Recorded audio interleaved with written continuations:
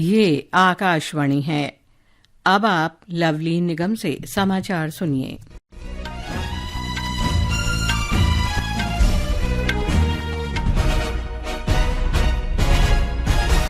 राष्ट्रपति द्रौपदी मुर्मू 2 दिन के सरकारी यात्रा पर फिजी के नाडी पहुंच गई हैं।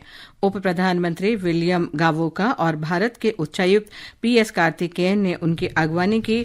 भारत के किसी राष्ट्रपति की ये पहली फिजी यात्रा है। लोकसभा ने वर्ष 2024-25 के लिए स्वास्थ्य और परिवार कल्याण मंत्रालय से संबंधित अनुदान मांगों को चर्चा के बाद मंजूरी दे दी है।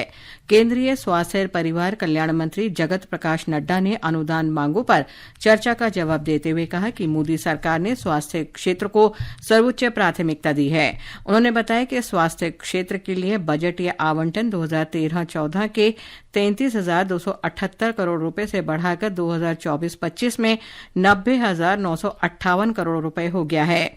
इसमें 164% की वृद्धि दर्ज की गई है। उन्होंने बताया कि कुल बजट में से 55% राशि राष्ट्रीय स्वास्थ्य मिशन के माध्यम से खर्च की जाती है। उन्होंने ये भी बताया कि सरकार धीरे धीरे स्वास्थ्य बजट बढ़ा रही है।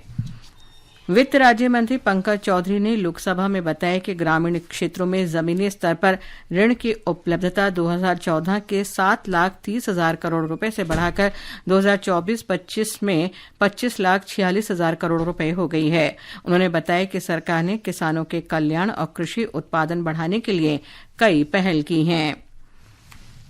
शिक्षा राज्य मंत्री डॉ सुखना मजूमदार ने कहा है कि 2 विदेशी विश्वविद्यालयों ऑस्ट्रेलिया के डेक्कन विश्वविद्यालय और वोलोगोंग विश्वविद्यालय ने गुजरात की गिफ्ट सिटी में अपने कैंपस स्थापित किए हैं।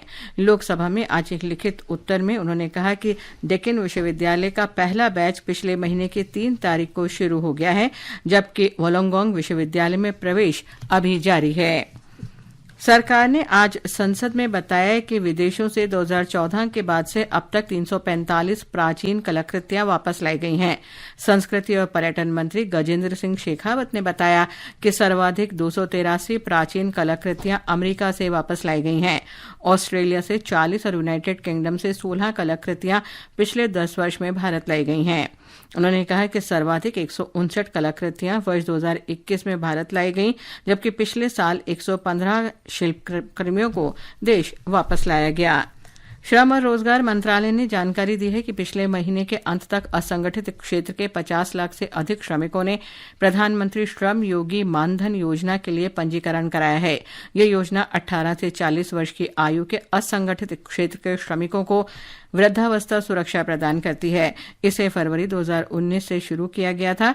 एक लिखित उत्तर में श्रम रोजगार राज्य मंत्री शोभा करंदलाजे ने बताया कि हरियाणा में सबसे अधिक श्रमिक पंजीकृत हुए हैं। श्रीमती करंदलाजे ने कहा कि हरियाणा से 8,25,000 से अधिक, उत्तर प्रदेश से 6,08,000 से अधिक और महाराष्ट्र से 6,01,000 से अधिक असंगठित श्रमिकों ने इस योजना के अंतर्गत पंजीकरण कराया है।